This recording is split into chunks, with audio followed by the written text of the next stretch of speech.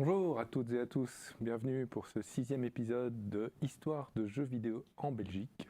J'ai aujourd'hui l'immense chance de recevoir Isabelle Guadadin, avec qui nous allons parler jeux web, jeux flash et un peu jeux de casino et jeux de hasard également. Bonjour Isabelle. Bonjour, merci de l'invitation. Avec plaisir. Donc, tu es française. Oui. On commence Personne par... n'est parfait. Non, c'est parfait. Au contraire, mais ça me permet de signaler que la conception qu'on défend ici de l'histoire de jeux vidéo en Belgique est une conception peut-être moins fondée sur la nationalité des gens que sur la socialité, la sociabilité qu'ils peuvent déployer au sein de l'espace géographique qui est constitué par la Belgique à l'heure actuelle. Et donc, c'est l'occasion, justement, avec toi, de revenir sur ton inscription en Belgique. On va commencer par tes études. Oui. Okay. Est-ce que tu peux expliquer comment tu as débarqué ici et ce que tu y faisais? Moi, je faisais du dessin. En fait, toute petite, j'ai fait du dessin et j'aimais les jeux vidéo. Mais bon, je ne me disais pas qu'on pouvait faire des jeux vidéo toute seule, comme ça. Alors, je me suis dit comment je pourrais apprendre mieux à faire le dessin. Et tous les auteurs que je croisais dans les salons de BD, ils étaient liégeois. Et j'ai dit, qu'est-ce que c'est que cette ville où tout semble se jouer? Et donc, je me suis renseignée. Du coup, je suis venue faire mes études à Saint-Luc-Liège en bande dessinée, narration, art visuel. Et illustration. Voilà, okay. Voilà, c'est ça. C'était quand c'était encore mixé BD et illustration à Saint-Luc. D'accord. Et donc là, on est en 200003. Non, quand je débarque en Belgique, tu débarques. Non, c'est plutôt en 99, ouais, quand je débarque. C'est ça. Et tu termines à peu près 2003. Ouais, et là, tu vas essayer de développer un portfolio pour faire de la bande dessinée, etc. J'essaye quand même, je me dis, j'ai une formation là-dedans, je vais quand même tenter. Je fais même des petits salons jeunes talents, des choses comme ça. J'ai un scénariste qui m'écrit tout un album et tout. Et je me dis, je doute un peu, je me dis, mais ce milieu de ces auteurs dans ces salons qui vivent mal, qui travaillent seuls, est-ce que c'est ça que je voulais? Peut-être pas. Donc voilà, je me laisse happer par un autre projet. Et qui est qui est celui de Plug Software avec Christophe Hermans, qui a développé son propre moteur 3D depuis longtemps. Et donc là, c'est peut-être l'insouciance d'un âge où on se lance, on se dit, ok, il cherche des graphistes pour... infographistes en fait pour faire développer l'univers. Il y a des scénaristes qui sont là, c'est très roleplay, c'est très voilà. Je me dis ça me fait dessiner quoi. Ça, je vais voir où ça me mène et au pire j'apprendrai des trucs et voilà. Donc là on commence est comme ça. En bénévole et tu rejoins un projet un peu fou de se dire. Oui, c'est toujours pour faire quelque chose. Voilà, là on voit une photo de. Oui. Et d'ailleurs, on voit aussi Christophe qu'on a pu recevoir. On voit mon frère par hasard. On n'était pas toujours aussi nombreux, mais c'est vrai que on était tous débutants. C'est ça. Voilà. Mais vous recevez déjà des stagiaires de la HEAJ, j'ai souvenir. Oui, c'est ça qui est drôle. À mon avis, c'est Christophe qui a réussi à les avoir. Donc nous, on les gère. Donc, on les gère avec ce qu'on a comme connaissances aussi. On essaie de les faire travailler. Ils sont quand même plus jeunes que nous. Et comme ils sont débarqués direct en formation 3D là-bas, ils n'ont pas de formation 2D classique. Donc on sert quand même de garde-fou artistique. C'est ça. Et qu'est-ce que tu produis comme dessin? Sur quoi est-ce que tu travailles à ce moment-là? On travaille sur un RPG, parce que tout le monde fait des RPG au début, alors que c'est le très mauvais choix. Mais bon, je pense qu'il y a trop à faire sur les RPG. Donc on fait des maisons, on va se déplacer, on fait des essais dans tous les sens. On travaille beaucoup, moi je travaille encore beaucoup sur papier à ce moment-là, parce que numériquement, je n'ai même pas encore un PC à moi. Donc je suis un peu ce qu'il y a besoin, on scanne les choses, d'autres les colorisent, je fais des concepts, je fais des maps, j'imagine du level design. Là, c'était un pré-version du logo, c'est ce que j'ai retrouvé. C'est ça, oui, Plug Software, on sait le lire, effectivement. Voilà, mais il y avait des cartes à faire, on avait tout un lore quand même qui était écrit, qui était assez dense, donc on devait vraiment faire des maisons médiévales, des cartes du monde, donc c'était... La Seigneur des Anneaux. Ça s'appelait Zentagot. Oui, c'est comme ça qu'il l'avait appelé. C'est comme ça qu'il l'avait appelé. Il faudrait redemander à... Voilà, ça c'est un extrait. Ok. Et donc là, ta collaboration à ça, c'était quoi exactement? Là, les maisons, elles avaient été faites, je pense, par Christophe, qui avait récupéré des textures, qu'il avait récupéré... Enfin, il faisait des tests en même temps. Dans son moteur, ça lui servait de test en même temps qu'on développait... on créait un asset utile, mais c'était toujours sujet à développer quelque chose de technique dans le moteur. Donc là, c'était... il y avait du bump mapping à l'époque, c'est comme ça qu'on l'appelait, pour faire comme si la texture paraissait être en relief alors que la mode c'est un pavé, quoi. C'est un rectangle. C'est ça. Voilà, des choses comme ça. Donc là, les il n'y a pas du tout de shading, il n'y a pas du tout de lumière. Donc évidemment, moi, je pouvais faire ce genre de choses à l'époque, donc qui était encore du traditionnel, où je peignais ça à la main. Ok. Et puis, que tu numérisais par la suite. Oui, c'est ça. Ok. Donc voilà. Et donc là, l'idée, c'est de créer un monde, et alors... C'est ça, ouais. Et vous aviez des moments de concertation, ou bien tu étais fort libre? Comment ça se passait au niveau oui, de la non, dynamique? alors pour le coup, je ne sais pas qui avait prévu ça, mais on avait des réunions assez régulièrement chez Christophe, autour généralement d'un verre, tout était organisé, cadré, timé. Ok.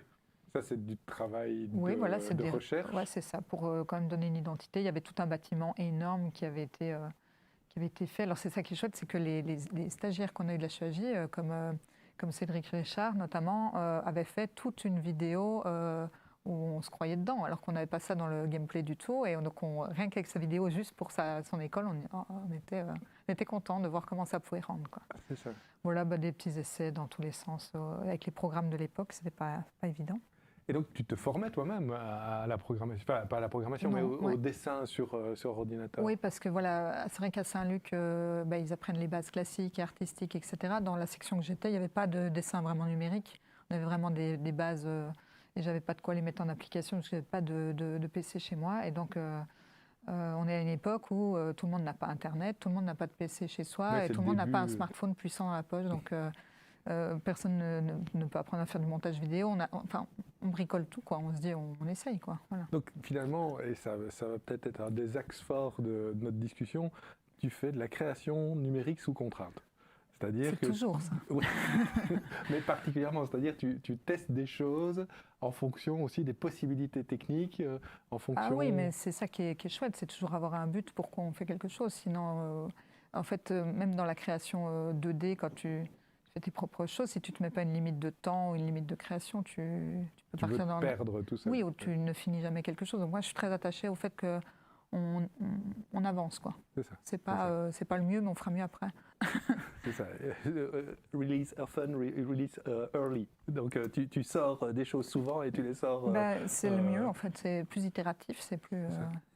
Et la deuxième chose qui vraiment me semble jalonner ton parcours, c'est raconter des histoires. Et donc c'est la combinaison de raconter des histoires, peu importe le moyen, que ce soit graphique au départ, mais on va le voir par la suite, tu vas être très productrice de textes, de dialogues, d'histoires qui cadrent en fait des environnements, et de la production graphique sous contrainte numérique. Je ne l'ai pas réalisé tout de suite, ça. C'est-à-dire que quand j'ai fait du dessin, au départ, c'est parce que je dessinais dans ma bulle, dans mon coin.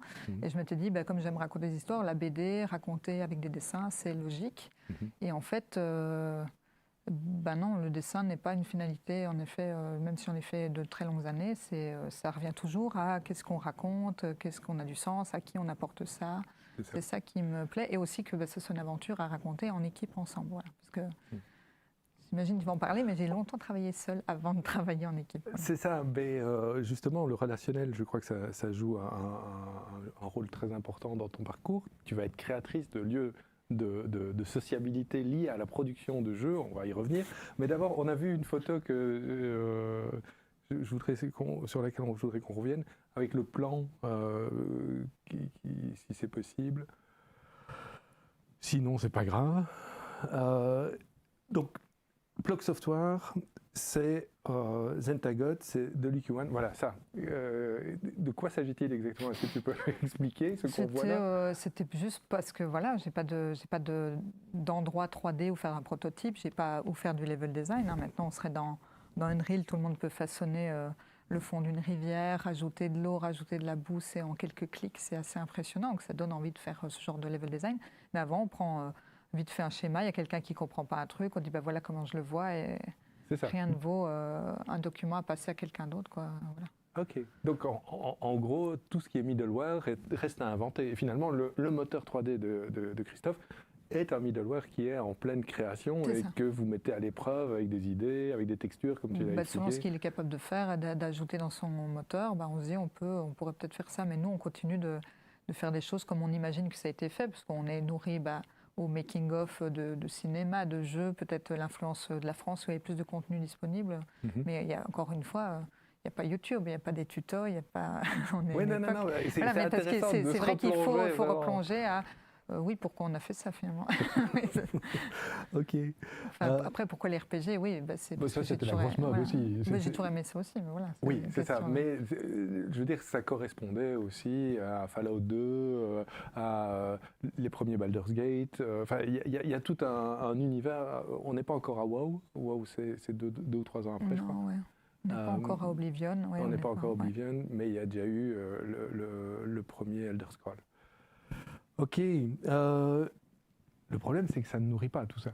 Non. Alors, et donc, tu fréquentes un forum qui s'appelle Parano. Ouais, c'était... Est-ce que tu peux en parler un petit peu? Parce que c'est un objet qui me fascine assez. Je ne sais pas si les gens connaissent ce site qu'il y avait, parano.be. C'était un espèce de jeu sur invitation, donc ça faisait un peu privé, donc les gens étaient un peu méfiants de ça. Parce qu'il y avait une espèce de jeu, il fallait passer des hiérarchies, et c'était un peu une validation de voir que quelqu'un allait être pas problématique, donc il devait déjà mettre une photo, une première mot sur lui, mais c'était purement RP. Et on passait comme ça des échelons, et il y avait des secteurs où les gens se mettaient selon leur passion. Donc ça pouvait côtoyer des secteurs voyage, comme des secteurs manga, Japon, comme des secteurs jeux vidéo, justement, en gamme. Et d'autres trucs vampires, complètement RP. Ouais. Du coup, moi, j'étais sur le truc Japon avant d'être sur le truc jeux vidéo. Et en fait, donc quand on devient de la couleur bleue, on est modérateur. Puis quand on devient de la couleur violette, on est admin. Et donc, on peut choisir ses modérateurs et on peut choisir sa ligne éditoriale et commencer à faire des magazines, des soirées RP. Et finalement, on fait ça comme un réseau social purement RP. Donc, il n'y a pas encore Facebook à ce moment-là. Et donc là, tu inventes finalement ce qu'on va appeler par la suite le community management. Enfin, je veux dire, c'est oui, je ne mets pas ce mot-là à ce moment-là sur ce que je fais. Non, évidemment, mais parce qu'il viendra bien après. Mais grosso modo, c'est de l'animation de réseau. Et tu te sens en fait porté aussi par cette communauté. Je me sens un peu comme peut-être un journaliste de magazine de presse où je fais des petits articles, des sorties, des critiques. Il y a une newsletter. Ouais, des trucs comme ça, l'accueil des nouveaux. Il y a une espèce de vie de la rédaction et de vie d'articles de fond. Et les gens passent des heures à faire des rédactions d'articles. Donc c'est quand même assez incroyable. Il y avait un contenu assez dense là-dessus. C'est ça. C'est le début finalement de la sociabilité vraiment holistique sur une plateforme dédiée sur Internet. Et il y avait même donc des annonces d'emploi. Ouais. Et voilà, tu me fais les transitions, c'est formidable. Et donc cette annonce d'emploi, la première fois je vois une annonce d'emploi, normalement personne aujourd'hui ne cliquerait là-dessus, mais désolé Sébastien si tu regardes ce live, mais genre je cherche quelqu'un, un illustrateur pour faire un RPG, il faut faire des personnages, des décors et des objets, je fais trop bien. Et c'est payé. Et c'est payé. Et CDI possible à la clé. Je fais, qu'est-ce que c'est? Donc je vais quand même contacter. Finalement, je le rencontre sur Paris, Sébastien Campo. Okay. Et en fait, lui, il s'est juste inscrit à ce site. Je ne sais pas comment il est arrivé dessus, parce que c'est un site belge. Il est de Bordeaux. Et donc, lui, il a une boîte qui s'appelle Virtual Game CC à côté de Bordeaux, dans le Médoc. Et voilà, on voit le logo. Et c'est pour Sébastien Campo. C'est ça. Il m'a fallu du temps pour le retenir. C'est vrai. Et lui, voilà, il fait quelques jeux depuis quelques temps, notamment aussi avec ceux qui deviendront Motion Twin. Et à ce moment-là, il cherche quelqu'un pour faire l'image et l'identité de ses jeux. Il a des idées de jeux comme ça. Il y a un projet particulier sur lequel il s'engage? Oui, c'est pour le RPG. Donc voilà, je ne me lâche pas, je reste encore dans l'RPG. Donc The Magic of Fireflies, c'est un truc très ambitieux sur lequel je me mets à écrire tout le lore, les dialogues, tout le contenu de tout. Je fais les personnages, je fais toute l'interface. Et rapidement, on endosse tous les rôles sans s'en rendre compte. Donc on devient... il faut penser les pubs, il faut penser le web design. À ce moment-là, je ne sais pas ce que c'est que la navigation des yeux de quelqu'un sur un site web ou le temps de réponse qu'il a besoin, sinon il quitte le site. On fait des trucs comme ça. Donc on apprend tout, j'apprends tout sur le tas. Tout se fait en interne ou comment ça s'organise de travailler à Bordeaux sans être à Bordeaux? Travailler avec MSN. Ok, MSN, donc c'est l'ancêtre des messageries instantanées, c'était la messagerie de Skype, l'ancêtre de Skype, si Skype est encore utilisé, ou de Teams, ou de Messenger. Voilà. D'ailleurs, ça s'appelait MSN Messenger. Oui, c'est ça. Pour Microsoft Messenger. Et donc, tu vis à Liège. Ouais. Tu travailles à temps plein, d'abord en freelance, puis en CDI, parce que finalement ça a bien marché, pour Virtual Games. Et ta charge, qui au départ était une charge d'illustratrice, devient très très diversifiée au fur et à mesure. On n'est que deux, donc on fait un peu on comble tout ce qu'on a envie de faire ensemble. Ça se motive à deux. Donc moi je ne programme pas, donc lui il programme tout. Ouais. Il fait tous ses tests, il fait tous ses prototypes. Dès qu'il y a quelque chose, une image, il l'intègre tout de suite, et puis voilà.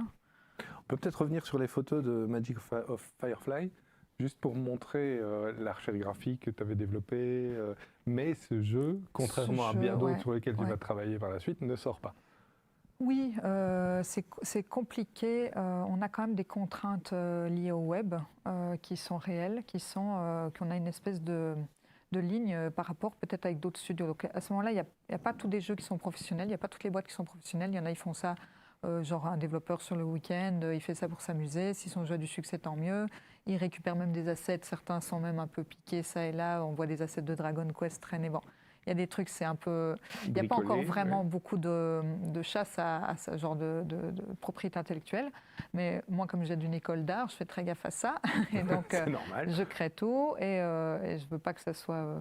En fait, il y avait les contraintes liées au fait qu'on voulait que ça soit accessible à la majorité de joueurs. Donc en fait, on voulait aller sur les petites configs, on voulait aller sur les petites résolutions d'écran, sur ceux qui utilisaient encore Internet Explorer 5, voilà. On ne voulait pas lâcher en route quelqu'un qui disait... Toujours cette contrainte numérique pour optimiser le plaisir de jeu par rapport à l'outil... on joue le jeu de la plateforme sur laquelle on est, donc c'est-à-dire que le web, c'est quand même pour toucher le maximum de personnes. De là, si on commence à être élitiste, c'est-à-dire si vous ne savez pas comment activer votre flash, parce qu'on en est là, on a des joueurs qui... c'est pas la majorité, mais n'ont pas de console chez eux, n'ont pas de PC micro, et pour eux, c'est leur expérience de jeu, elle est là, par rapport à ce genre de jeu. Il y a toute une génération qui va découvrir le jeu vidéo grâce au jeu Flash aussi. Une nouvelle génération, tu veux dire ? Oui. Les premiers contacts... Moi, j'ai l'impression on a eu beaucoup de jeunes gens qui sont arrivés sur ces sites parce qu'en effet, peut-être qu'ils n'avaient pas le droit à une console, peut-être qu'ils étaient sur le PC de la famille, je ne sais pas. Et rapidement, ils se lassent. Donc après, on avait quand même la clientèle des parents qui, eux, étaient fidèles, qui restaient. C'est intéressant parce que ça bat un peu en brèche l'image du gamer tel qu'il s'est construit dans les années 2000. Ouais. Et on est sur une pratique du jeu vidéo qui... pendant longtemps a été conspuée comme étant casual, ce genre de choses, mais qui en fait est une pratique vraiment importante, quantitativement et qualitativement. Oui. Il y avait une époque où en effet j'ai l'impression qu'on classait les gens, tiens, ils sont casual ou ils sont gamers, et alors qu'en fait on est tour à tour tout. Maintenant on le voit bien, on a quand même des jeux sur notre téléphone, alors qu'on a peut-être une PlayStation, on a peut-être une Switch, on a peut-être... Et donc c'est plus aussi... monolithique et isolé. Et donc il y a des personnes qui juste ne disaient pas joueurs parce que c'était pas bien pour eux de dire qu'ils étaient joueurs. C'est ça. Et donc tu disais que les parents restaient et même majoritairement les mamans. Oui, on avait plus de femmes qui jouaient à nos jeux que d'hommes.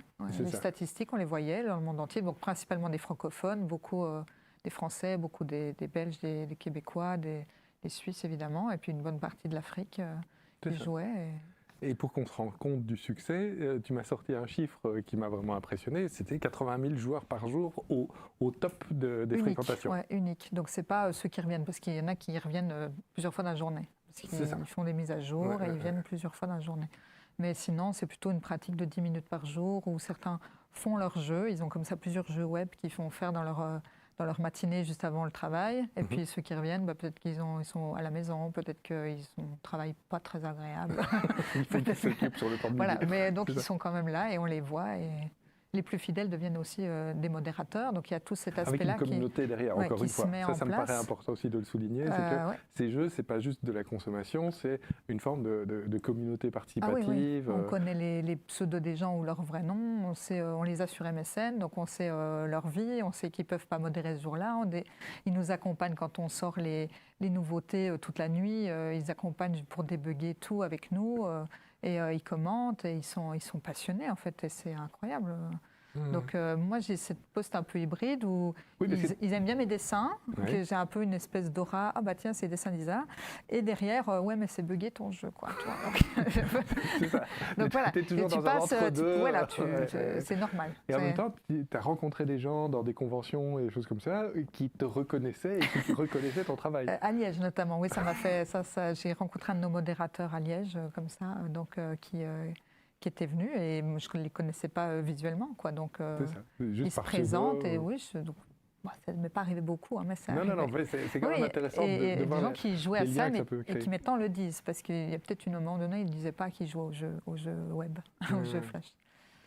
Ok, et encore une question sur ces communautés. Donc, en gros, il y a une obligation aussi, parce qu'il y a un modèle économique derrière, il y a une obligation de faire durer le jeu, on ne peut pas l'arrêter n'importe quand. Je veux dire, à partir du moment où tu vends un abonnement à quelque chose, il y a un cadre légal malgré tout qui t'oblige à respecter certaines conditions. Il y a ça, mais il y a aussi le format du jeu qu'on fait, donc je vais revenir sur le paiement si tu veux revenir, mais il y a le format, c'est... on fait des jeux de gestion principalement à ce moment-là. On va avoir un exemple, peut-être que les images de Monzo peuvent tourner, parce que c'est peut-être votre plus gros succès quand même. Oui, Monzo c'est le plus gros succès, il est toujours là. Il est toujours là malgré... Voilà, vous pouvez l'essayer, mais il n'y a plus autant de joueurs parce qu'il a survécu à 5. Ça c'est Monzo, c'était la page d'accueil.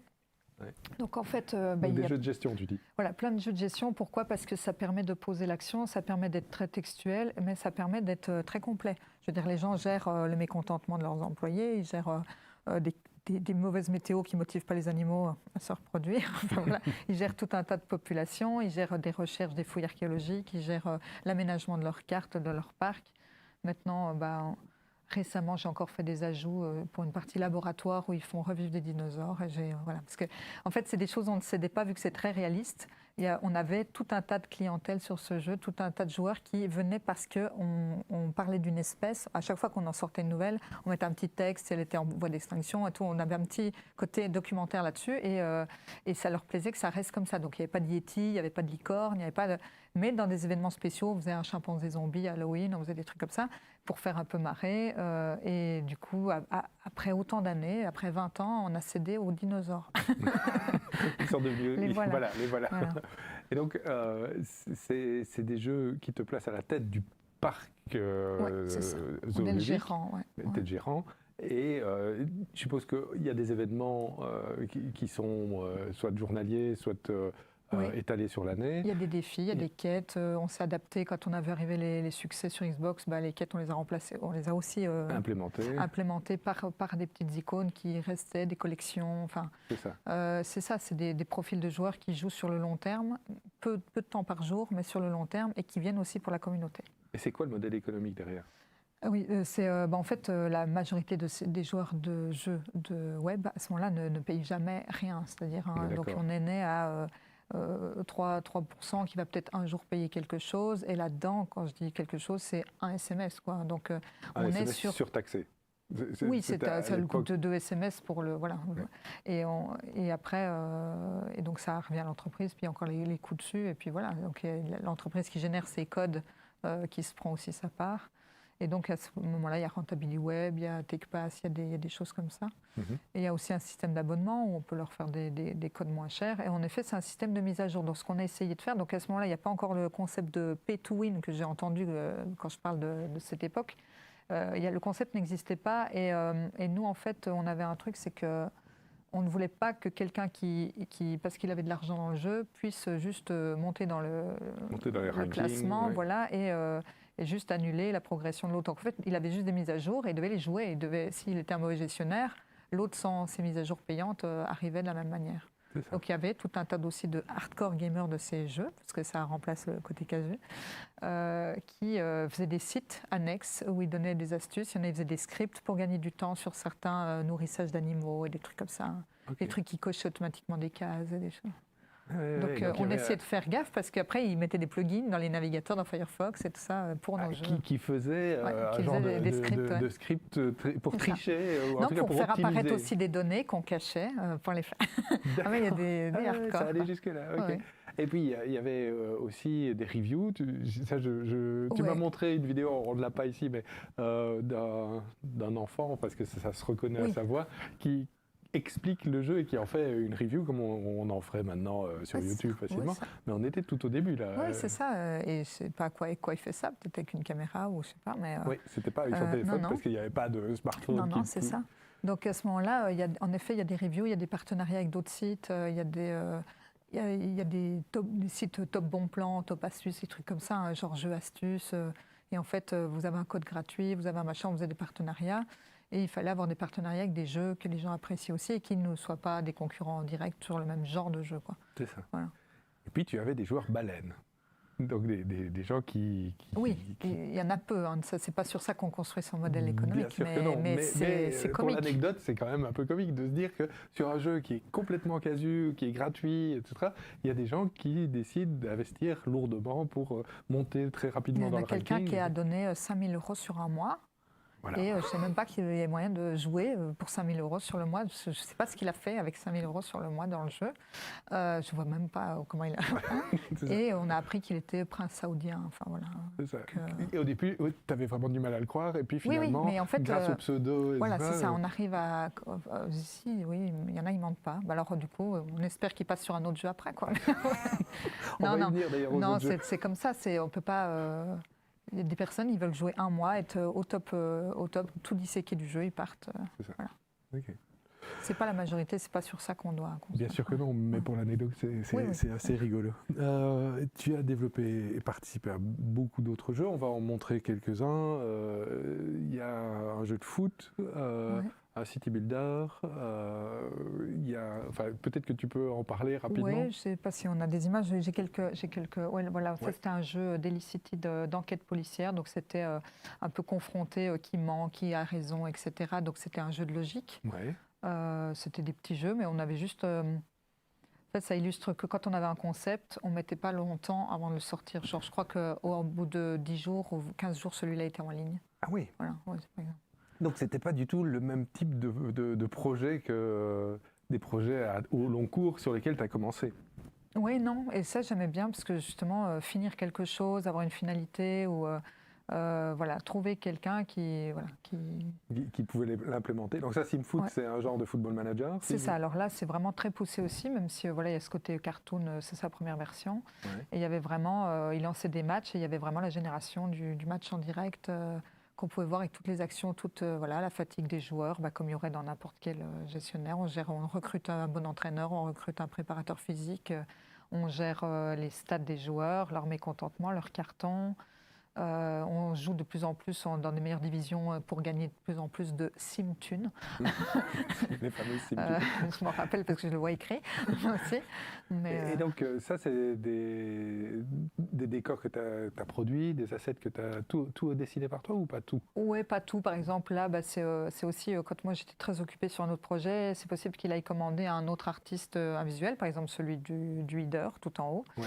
Et après, il me disait, il a déjà fait ça dans ces couleurs-là. La suite. Il faut rester avec ça. Et donc tu te retrouves avec ce vert. Voilà, c'est ça. Et après, moi, j'ai fait une autre version du site qui est toujours en ligne aussi. Ok. D'autres jeux peut-être je crois qu'on a encore l'une ou l'autre image. Oui, c'était aussi un site de gestion d'animaux, mais ceux-là devenaient fous en fait. Et quand ils devenaient fous, ils ne voulaient plus manger, ils ne faisaient plus de bébés. Donc en fait, pour la gestion du parc, il n'y avait plus de rentabilité à garder cet animal. Et donc les gens devaient gérer leur stock de seringues, développer des soins, Donc c'était un peu barré comme ça aussi.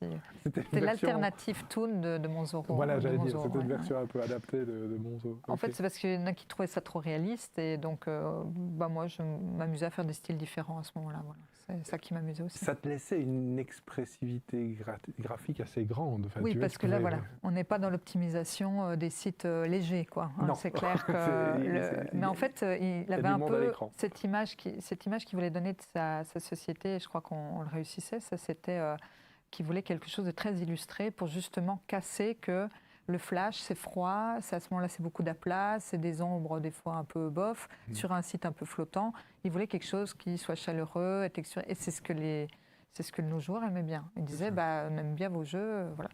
On faisait des jeux variés. Ici, c'est joli cadeau. Il y a moyen de gagner des lots, en fait, à force d'accumuler des points. C'était tous des mini-jeux flash. Des vrais lots qui t'étaient envoyés par la poste, alors? Oui, c'est ça. Oui, c'est ça. Comme le faisait aussi Pridesy à l'époque. C'était, alors ça pouvait aller du t-shirt, du bic, etc., mais des petites peluches, des choses comme ça qu'on avait à l'image de certains personnages. Donc un genre de transposition du site forain en numérique c'est quelque ça, part. c'est ça. Okay. Il y avait pas mal de choses comme ça. Et c'était quel type de jeu? Des jeux à gratter, des jeux, comment ça fonctionnait? La V3 était des jeux à gratter, mais ici tu as des jeux, flash, donc c'était un tic-tac-toe, un petit jeu puzzle bobble, un petit Tetris, des choses comme ça, un petit jeu de platforming. Donc en fait, ça nous permet là de... Des jeux à skills, mais minimal. Ouais, c'est ça, tir à l'arc, des petits jeux de pêche, un peu un WarioWare, mais qui serait un peu plus long. Voilà. Ça permet... En fait, les gens devaient jouer à tous les jeux sur leur journée quand même. Ah ouais, ça demandait quand même un challenge. Ça leur prenait quand même du temps. Voilà, là on voit dans Build City, qui est un jeu de gestion de ville. Alors ça, c'est développé en partenariat avec Kenny Dozo. Et là, on voit la page. Moi, je m'occupais des templates à ce moment-là pour habiller les pages.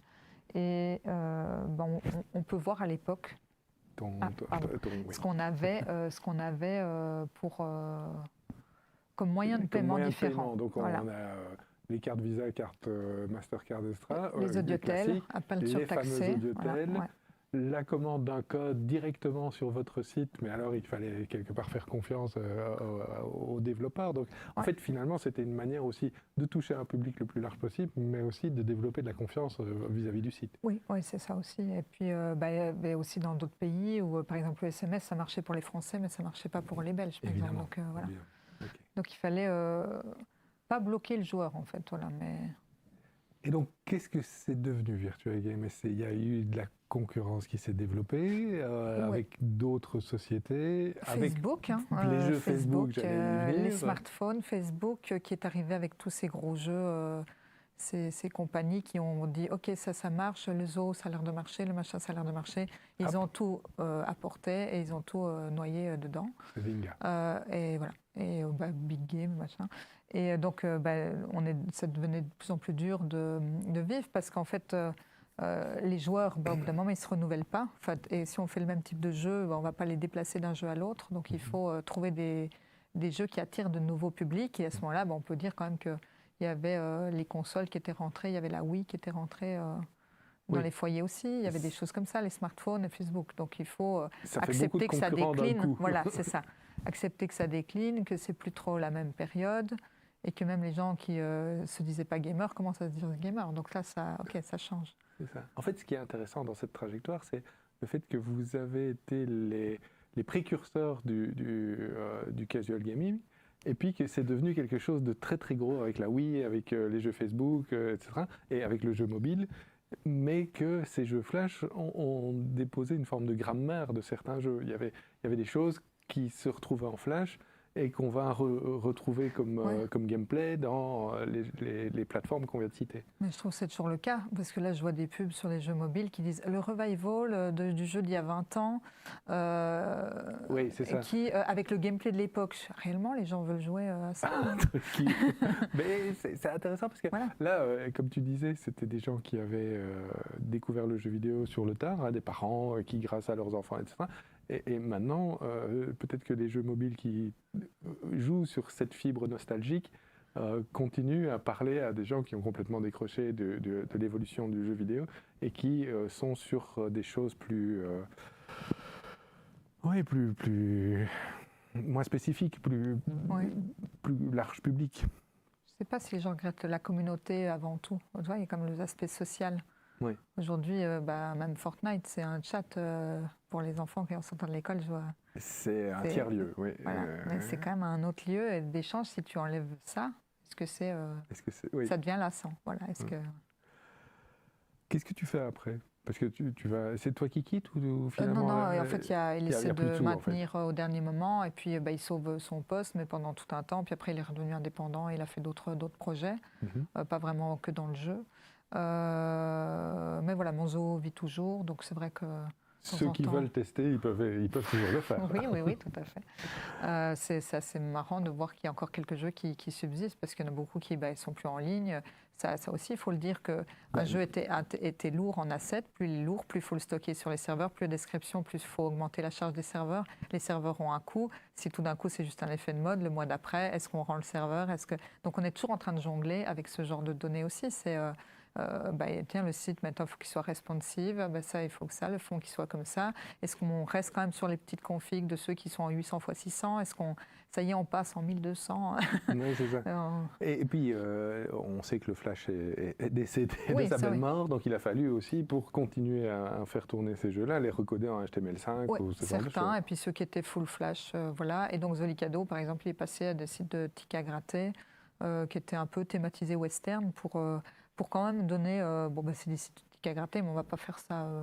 mal, quoi. On va quand même essayer de faire ça un truc chouette et puis de se faire plaisir là-dessus. On continue à faire une narration. Donc j'ai cherché la création peut-être où elle se nichait, quoi. Voilà. Et donc, tu es enceinte, tu vas devenir maman, et tu cherches aussi des liens sur Liège autour une sociabilité autour de la création de jeux et pour valoriser aussi une forme de communauté qui est naissante à Liège. Cette idée, elle vient d'où?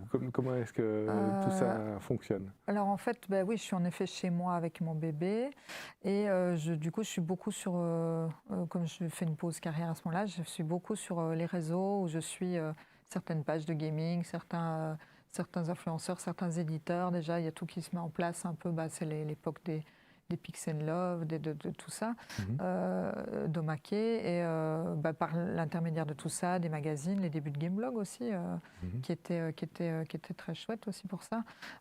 Toute cette communauté-là, c'est des gens qui se connaissent, qui se rencontrent, ils sont que sur Paris, jusqu'à des premiers apéros qui rassemblaient beaucoup des gens, je pense, d'Ubisoft, qui se rencontrent sur Paris, et je me dis, en fait, ce genre d'événement, c'est bien... C'est super chouette d'y participer, mais si j'y vais une fois tous les X mois, en fait, c'est pas intéressant. Ce qu'il faut, c'est se revoir régulièrement à chaque événement. Donc, j'en parle. Voilà, là, on voit une affiche de Bleeping Relics. Je fais aussi. J'ai Jonathan Heuchen qui a une chaîne YouTube pour mettre en valeur les jeux électroniques à cette époque. On l'aide à faire quelques montages, quelques acting de joueurs de main. Voilà. Tu joues de main. Voilà. Et puis on essaie de faire ça et on a des conversations comme maintenant on pourrait avoir sur Twitch ou des Twitch Live ou YouTube Live, mais de se dire tiens, on parle juste et on parle d'une époque et on parle de jeux, on parle de développeurs, on parle de développement et ça intéresse les gens. Et il me dit il y a un truc à faire avec ça. Et je dis oui, mais à ce moment-là. Je ne disais pas que des gens ont envie d'écouter d'autres parler de jeux vidéo. Donc ça change aussi. Il était plutôt visionnaire. Et à ce moment-là, je trouve que ça va de pair avec ce que je vois que Michael Newton fait sur Paris, ces apéros justement pour réunir des gens du jeu vidéo, mais c'est à Paris. Je me dis, il touche les écoles, les studios qui sont là-bas, il touche un peu tout. Michael Newton qui travaille chez Ubisoft à l'époque déjà? Non, pas encore. Okay. Je ne crois pas. Il est par contre dans l'association Loisirs Numériques. Oui. Et je le contacte parce qu'il a une page sur Facebook qui s'appelle Le 10e art. Oui. Parce qu'il était très attaché au fait que ça serait le 10e art. Oui, une posture de défense et d'illustration. Il poste régulièrement et à un moment donné, il est fatigué. Peut-être qu'il a envie de faire autre chose. Il en a marre d'entretenir cette page. Et moi, je l'adore cette page et je me propose de la reprendre. Et je la reprends pendant un temps. Et donc, on reste en contact. Et après, je lui dis, mais ce que tu fais sur Paris, je trouve ça vachement bien et tout. Et j'aimerais essayer de voir si ça pourrait marcher ici. Ce concept de meet-up professionnel avec des apéros et jeux vidéo. Un rendez-vous, en fait, comme ça. Et il me dit, vas-y, lance et tout. Donc, au début, il me permet même d'utiliser son logo. Et puis après, je change le logo. Voilà. Donc ça, c'est mon nouveau logo. Mais après, avant, j'avais utilisé sur les affiches au début son premier logo. Et lui continue de le faire un peu sur Paris. Et à ce moment-là, moi, je ne connais pas du tout si ça existe déjà en Belgique ou quoi que ce soit. Donc je lance une grande bouteille à la mer, voire en disant ceux qui vont venir, c'était au Celtic, boulevard Saunière. Ouais. Et ceux qui viendront sont les moins introvertis, enfin ceux qui accepteront de sortir de leur cave pour venir parler de ce qu'ils font. Et je ne m'attendais pas à ce que il y ait un succès quand même très rapidement. Et donc c'est des concepteurs de jeux généralement, ou en tout cas des gens qui travaillent ou qui voudraient travailler dans le milieu. Il y a des amateurs, il y a des professionnels. Ça ne vise pas un public de gamers consommateurs uniquement. Je pense que c'est comme si on fait un jeu qu'on dit compétitif. Ce n'est pas à nous de décider s'il est compétitif. Donc en fait, on peut essayer de le prévoir. Mais donc là, moi je lance quelque chose et si c'est pas qui va venir à cet événement. Bien Et je sûr. vais plutôt faire en fonction de qui est là, plutôt que d'espérer que ça soit autre chose, en fait. D'accord, Donc à ok. Liège, il n'y a pas beaucoup de studios, donc il y avait quand même, d'être dans les premiers studios, Abracam, qui était là Ouais. l'équipe d'Abracam, il y avait Pablo, donc Rablo Games, Igor Sandman, Pirali Studio, qui était déjà là dès le début, Mhm. et puis d'autres qui font leur jeu tout seuls, qui venaient, ou qui amenaient un pote qui était là juste pour le moment. Ça peut être des gens qui ont travaillé aux États-Unis, en Nouvelle-Zélande, enfin partout. Donc c'est très enrichissant, c'est pas les mêmes têtes à chaque fois. Et on fait ça le mardi soir, une fois par mois, au Celtic. C'est ça. Fin 2014, fin 2016. C'est un peu Là, c'est l'emploi là général. la régularité, ouais, Ouais, c'est ça. ouais. Et Et là, chacun, des gens osent se montrer des concepts. Comment ça marche oui, parce que ce c'est type pas de discussion? public. Ils me demandaient vraiment, est-ce qu'il y aura des gens du public qui vont venir? Est-ce que ça sera ouvert à tout le monde? Parce que ça, ils étaient frileux, ce qui est moins le cas actuellement.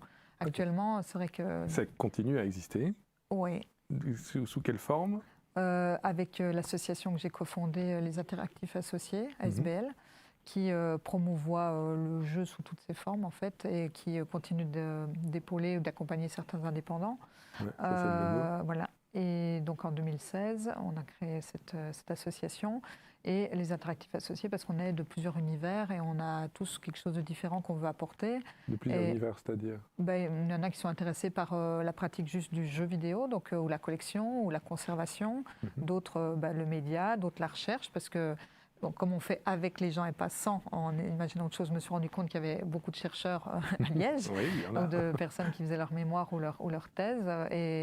Et donc, c'était très chouette d'avoir cette identité différente parce que, oui, en 2014, quand j'ai créé ça, j'ai appris après, très rapidement, quelqu'un qui est venu à l'apéro m'a dit « Ah, mais il y a un truc qui se fait à Bruxelles qui s'appelle le Brotarou. Oui. » et donc, je m'y suis rendue aussi plusieurs fois, mais là, je ne vais pas aller toute...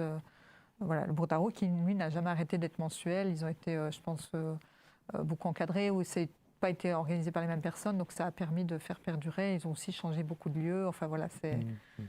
Oui, ça reste un investissement. Le Brotarou, c'est une institution maintenant, et bien sûr, effectivement, ça a peut-être moins dépendu de la bonne volonté de l'un ou l'autre. Il y a une forme de pérennisation. Ils sont déjà à Bruxelles, donc ils ont tous les étudiants, ils ont des boîtes qui sont là-bas. C'est plus facile que de motiver. Ici, Hydrache, tu viens? Non, peut-être pas.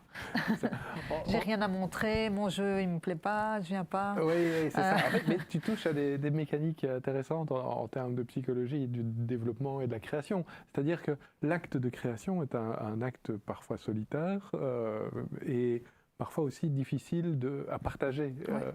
Et donc, ce qui me fascine dans ta trajectoire, c'est le fait qu'il y a eu plusieurs moments où tu as eu, je ne sais pas si c'était le besoin, mais en tout cas l'envie de rassembler des créatifs pour qu'ils puissent discuter, etc. Oui, peut-être que je m'aperçois que c'est souvent un problème de communication, ou qu'ils créent dans leur coin, mais qu'ils n'ont pas du tout de stratégie après pour à qui c'est qui votre cible, c'est qui à qui vous voulez le vendre. Est-ce que tu veux le vendre? Est-ce que c'est juste pour le plaisir? Est-ce que tu veux en faire ton métier? Tout ça, c'est quand même des approches très différentes. Et je me disais que le partage, il était intéressant d'être pas que technique, pas juste on est arrivé à faire cette feature, j'ai réussi à implémenter ça, ou j'ai réussi à porter mon jeu sur l'iPad. Voilà, mais c'est vraiment OK. On parle aussi du social, on parle aussi de à qui va jouer à ton jeu. On ne fait pas, généralement, sauf un créatif qui ment, personne ne crée pour que ça soit dans un tiroir. Dans sa poche, oui. On a vu au niveau des activités, il y avait un projecteur avec une salle de spectacle. C'était quoi ça? C'était à l'OPRL. C'était avec l'association. On avait pu faire. Ils avaient fait un.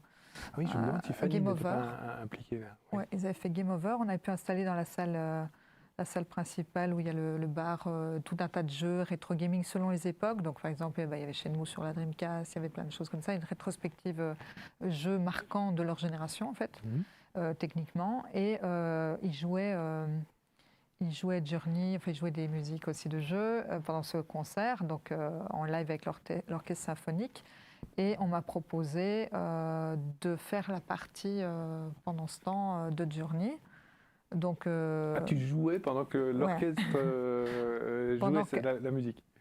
Pendant qu'ils se préparaient même, je crois, ou quoi. Mais en fait, les gens qui arrivaient, qui étaient au même balcon, se rendaient compte que c'était moi qui jouais, ils croyaient que c'était une vidéo, donc c'était marrant. Mais après, du coup, j'avais la pression. Je voulais pas que... Après, Journey, c'est un jeu, on peut pas trop...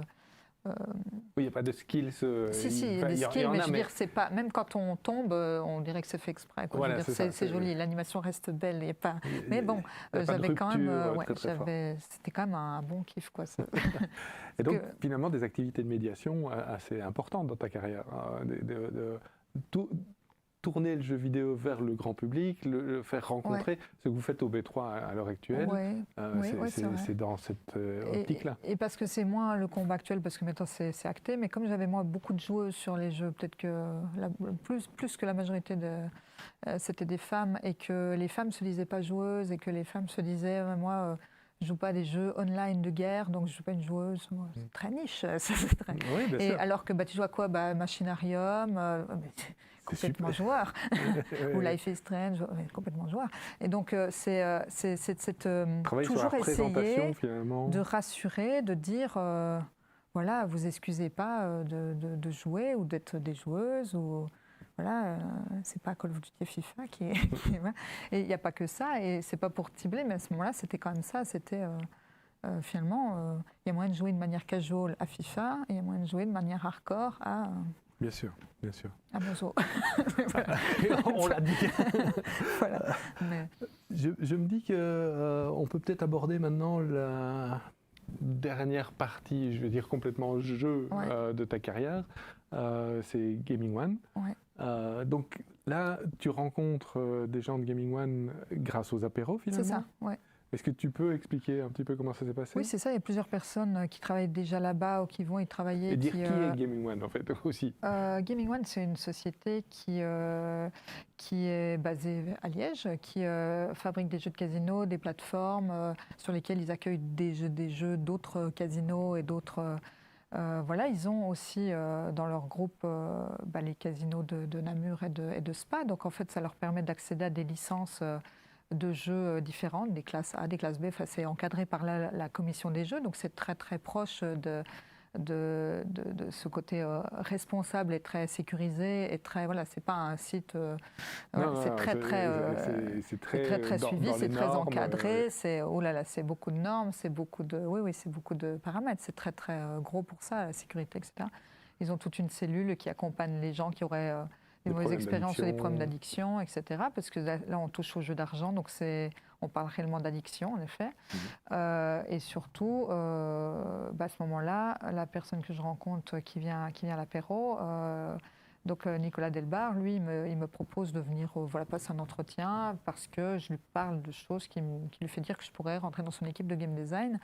À ce moment-là, je vais voir en me disant, on verra. Voilà. Et en effet, ça me séduit ce qu'il a apporté parce que le marché est en train de se développer et ce qui m'intéresse, c'est donc il y a un peu de tout, c'est-à-dire que ceux qui ont fait des jeux à Las Vegas pendant des années, ils veulent leur version online. Et puis là, il y a moyen de créer du nouveau contenu online. Donc en fait, de casser cette image, peut-être, alors pas pour faire croire que le casino ne provoque pas d'addiction, mais d'apporter vraiment du divertissement en ne niant pas que des gens y jouent, parce que c'est réel.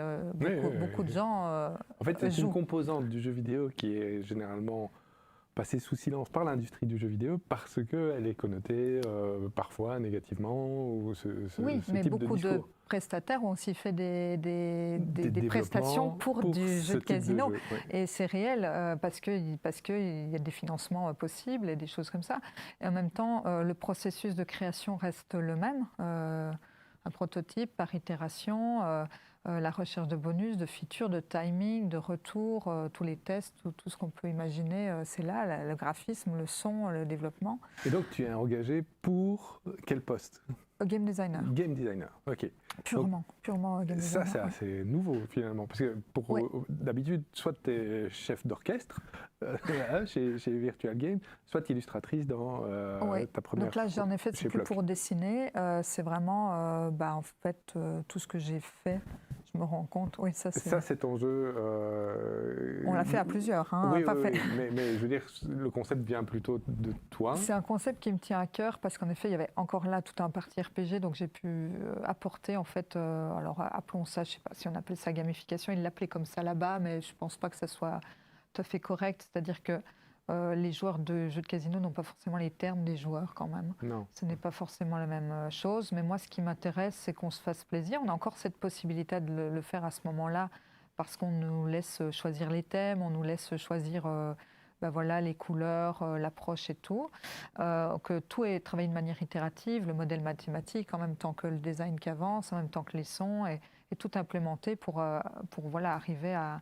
Et là, ce petit jeu, voilà, c'était, enfin petit, non, pas du tout, mais c'était Emaki traverse la carte de part en part. À chaque fois que quelqu'un lance une partie, il avance. Si quelqu'un les lance en mode plus rapide, il court, enfin, ce genre de choses.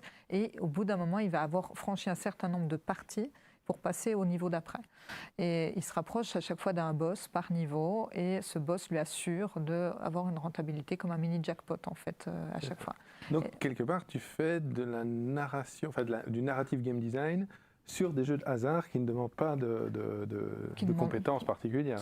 Qui n'ont pas envie de lire. C'est non plus aussi ces personnes qui n'ont pas envie de lire et qui n'ont pas envie de... Mais il y avait ce côté interaction entre... Oui, qu'est-ce qu'on peut gamifier? Donc, on ne peut pas amener de skill dans le jeu de... Voilà.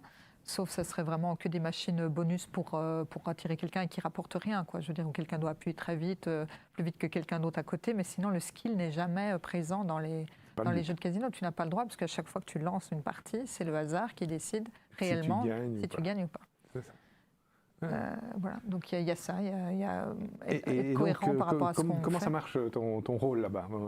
Tu y as travaillé quelques années. Je fais des fiches de concept, j'en fais plusieurs. Dès que j'ai une idée, il y en a que je développe plus que d'autres. Donc c'est très ouvert dans... Je fais des schémas, j'ai à peu près 10 concepts à la fois en même temps, 5 jeux que je m'occupe, il y a des portages HTML de jeux qui étaient en Flash, etc. aussi. Et il faut que ça soit la même impression, le même game feel, etc. Oui. Donc on analyse aussi des machines physiques pour les retranscrire en online quand il y a des clients qui veulent ça. Et puis ce qu'on fait, c'est que moi sur les nouveaux concepts, en fait, j'ai le temps un peu plus de les développer. Et après, je dois les présenter à l'équipe graphique, puis l'équipe technique, puis généralement les sound designers.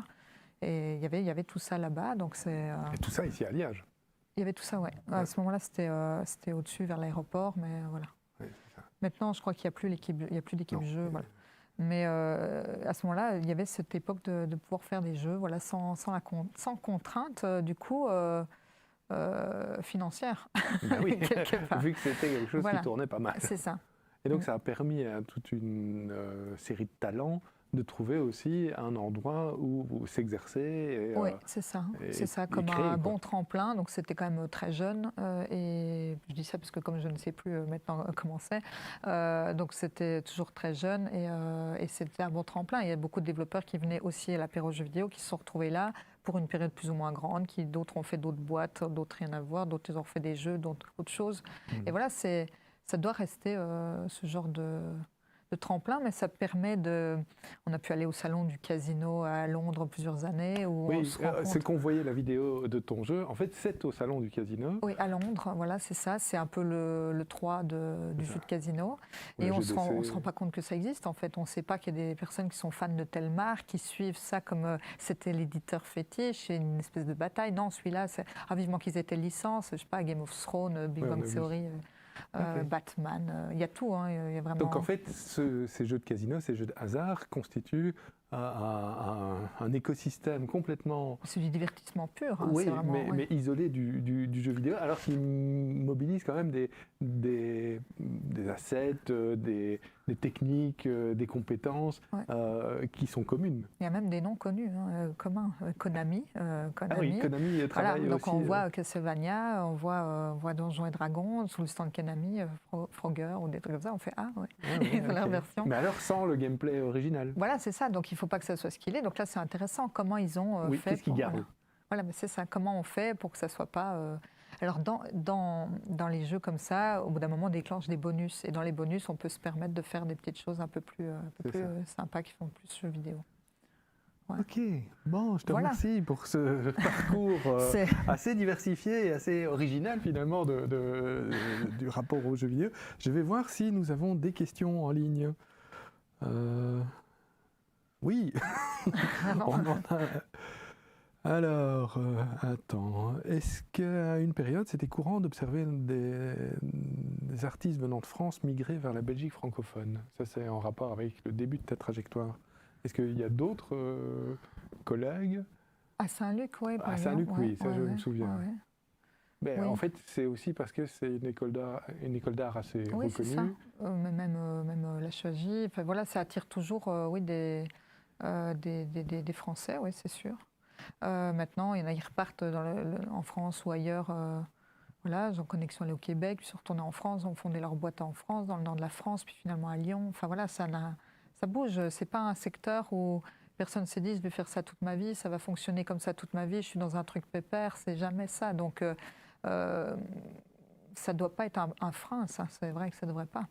Mais moi, j'aime bien, maintenant que je suis là, de me dire, faisons avec les gens locaux au maximum. Qu'est-ce qu'il y a, justement? Donc, du coup, l'apéro, c'est local. Ouais, développons Il un y a d'autres trucs. écosystème. Voilà, c'est ça, ça peut aider. Enfin, développons, voilà, comme j'ai pu contribuer. Mais Oui, non, mais si, moi je pense que c'est des initiatives tout à fait cruciales pour structurer l'écosystème. Chacun a sa manière, et on a vu déjà lors de ces 6 séances que les profils étaient très différents, mais je crois qu'il y a quelque chose qui est en train d'émerger très, très clairement. après, c'est peut-être sur la conception des choses. Par exemple, même dans le boulot que je fais actuellement, je me dis, il faut toujours former les gens, ne pas peur qu'ils prennent un jour notre poste. C'est toujours mieux de développer l'écosystème et de créer. Tu travailles dans le dessin, Dans l'illustration. Dans le le dessin animé d'animation, ouais. C'est ça. Long métrage série. Chez Wahoo, Chez Wahoo. c'est ça qu'on a mis sur l'affiche. Ah, ben voilà, on peut le dire quand même.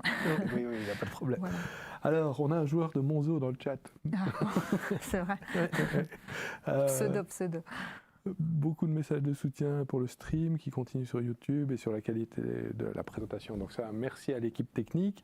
Est-ce que vous avez des chiffres sur Monzo, par exemple le nombre de joueurs et joueuses encore actifs? Ça, je crois qu'il y a moyen de les avoir. Il y avait un compteur qui était sur le site. Est-ce qu'il y est toujours? Je ne sais pas. Je ne sais pas, mais de pas avoir plus de 2000 joueurs actifs. Dans la capture d'écran qui a défilé, le nombre de connectés était à 980, quelque chose comme ça. Donc ça doit être... Oui, mais c'est plus ancien. Mais je ne sais pas. En fait, je ne pense pas que ça soit... je ne sais pas, je ne veux pas dire de bêtises sur les chiffres actuels, mais c'est sûr que ce n'est pas la même que l'époque. Voilà, il y a eu plusieurs crashs de bases de données, il y a eu tout. On a tout vécu sur ces jeux-là, quoi. C'est ça qui est marrant. À un moment, là, on voit par exemple à côté, on mettait des pubs sur les côtés, donc les pubs étaient soumises à respecter un certain nombre de KO de poids. Donc, par exemple, une bannière comme ça ne doit pas excéder 40 KO. De kilo-octets. Kilo-octets, oui. Donc, ça nous apprend à optimiser les assets, ça c'est sûr. Et on faisait des trucs de dessin, comme ça, on faisait des autres... des choses pour animer la communauté, des concours, des défis, On n'a jamais vraiment fait de rencontres, on n'a pas fait de... Vous n'avez pas fait de non, IRL. on n'a pas fait ça. On ne les a pas embêtés avec ça. Mais... Et donc, est-ce que vous avez déjà pensé à poster des petits jeux sur les sites de jeux Flash? Alors la question, je ne sais pas si je dois la comprendre comme une forme de pérennisation, ou est-ce que c'est une question sur le modèle économique de l'époque où il y avait une mutualisation sur certains sites de jeux Flash? Mais les deux questions valent.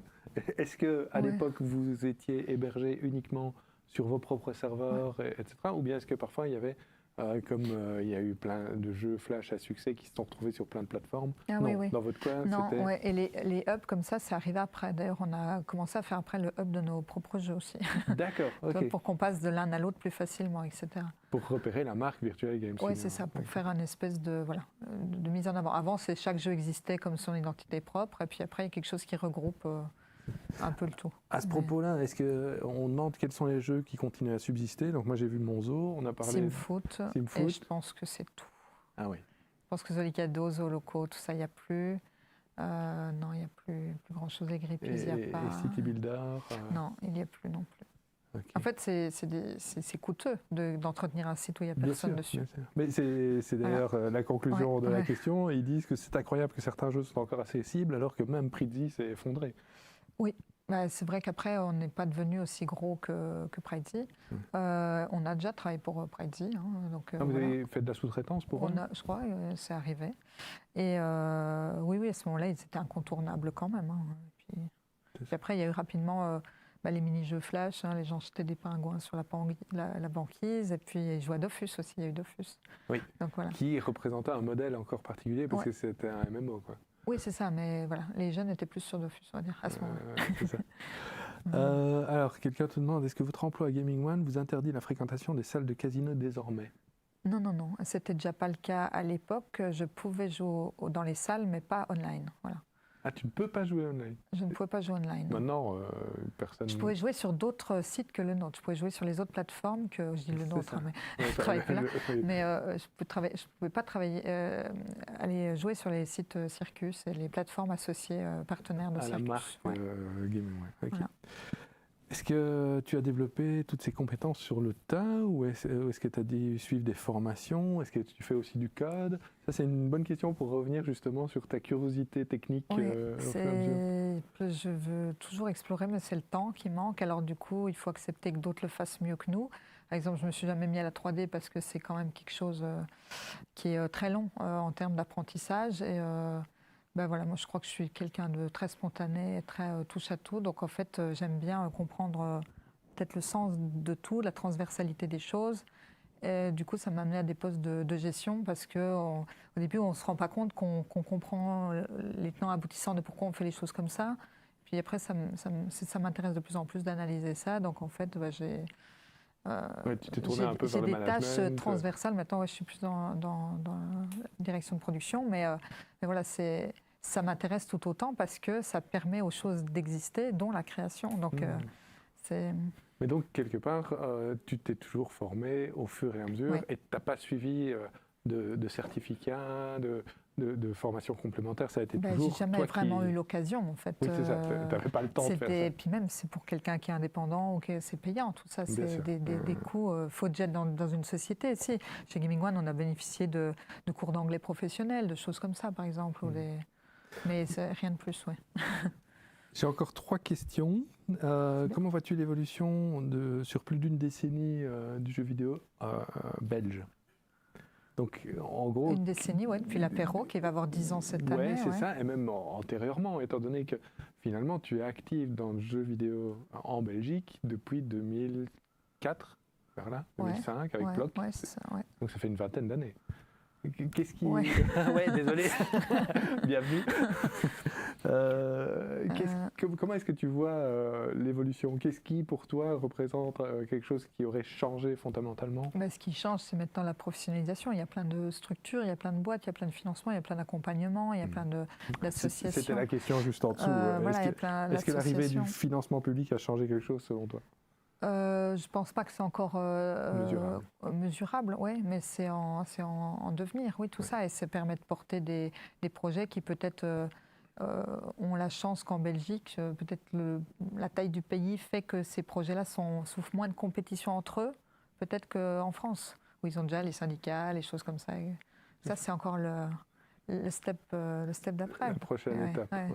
Les éditeurs, les syndicats ou des boîtes qui vont arriver pour faire de la sous-traitance aussi, parce que moi je vois aussi beaucoup de personnes qui veulent faire leur propre IP et c'est lancé grâce au financement, les azimuts, les solutions comme ça. Et en fait, après, est-ce que réellement on arrive à tenir une boîte avec des petits jeux? Voilà, c'est des questions aussi que je me pose et je serais curieuse de voir comment ça va fonctionner. Mais je me dis toujours, il ne faut pas refuser la prestation qui permet aussi de permettre de sortir ces jeux aussi, peut-être moins rapidement, mais... Trouver un équilibre. Voilà. C'était le début de beaucoup de studios qui aujourd'hui peuvent faire leur propre licence, comme Fishing Cactus, où voilà, ils ont dû faire de la prestation, et c'est bien. Ça a permis de faire vivre, de ne pas perdre les talents, et ils y ont cru, et ils ont continué à le faire en Belgique. Quoi, donc... Non, il me semble que tu pointes quelque chose de vraiment pertinent en termes de structuration de l'écosystème. Oui. Et la dernière question, est-ce que la multiplication des événements belges a changé la solitude créatrice que tu décrivais? Oui, je suis plus seule depuis longtemps. Hein, mais... Non, bien sûr. Mais je veux dire, est-ce que tu crois que pour quelqu'un qui débute à l'heure actuelle, les relais sont plus présents? Oui. Et puis c'est un peu de l'accompagnement comme il y a des personnes qui ont passé la quarantaine peut-être, ou déjà la cinquantaine, ça aide à ce que certains se sentent plus accompagnés. Il y a quand même ce côté pression sinon familiale de ne pas faire ça et tout ça qu'il n'y a plus. Les personnes ont tous des réseaux, ils ont tous les tutos en ligne. Et c'est plutôt, je me pose la question à leur place maintenant, il y a toutes les écoles, il y a tout, ça aurait été génial que je puisse faire ça. Et je me dis, mais comment trouver ton identité dans finalement cette offre trop abondante? Ah oui, Voilà, tu crois qu'il y a vraiment trop maintenant on est Il y en à a la qui pensent qu'ils doivent se inverse, spécialiser et que c'est plus possible d'être polyvalent, parce que moi, ça m'a aidé d'être polyvalente, par exemple. Et du coup, ils ont des trucs très drivés par certaines écoles qui leur disent si tu ne te spécialises pas, tu ne vas pas te trouver dans les studios ou quoi que ce soit. Ça, je pense que c'est une vraie question et qu'on en rediscutera plus tard. C'est parce que je ne pense pas qu'il y ait de la place que pour que chacun fasse son propre art. Je pense qu'il y a beaucoup de place pour des techniciens qui se mettent aussi au service d'une œuvre commune et pas que juste leur œuvre. Voilà. C'est une posture importante, mais je crois que toutes les formations qui sont en train de naître à différents endroits en Belgique ont des logiques différentes. Et je serais curieux de voir comment... je vais essayer d'organiser ça. Je fais un peu de teasing pour la prochaine saison. D'ailleurs, sauf si tu veux encore ajouter quelque chose, je tiens d'abord à te remercier vraiment très très fort pour ta disponibilité, pour ton explication de trajectoire, remercier les spectateurs et spectatrices qui ont participé dans le chat aussi, annoncer la deuxième saison de l'émission qui commencera sans doute vers, j'ose pas trop m'avancer, mais fin septembre, début octobre, on va dire vers là. Il y a déjà quelques invités qui sont planifiés. Remercier les collaborateurs et collaboratrices habituels, Anissé, Alexis pour la production, Thomas, Yves, Chapnam, Lara pour la technique, le soutien du Liège Game Lab de l'Université de Liège, du département médias, culture et communication de cette même université, le soutien financier du conseil sectoriel de la recherche et la musique de Pierre Martin. Merci beaucoup et à bientôt pour la prochaine fois.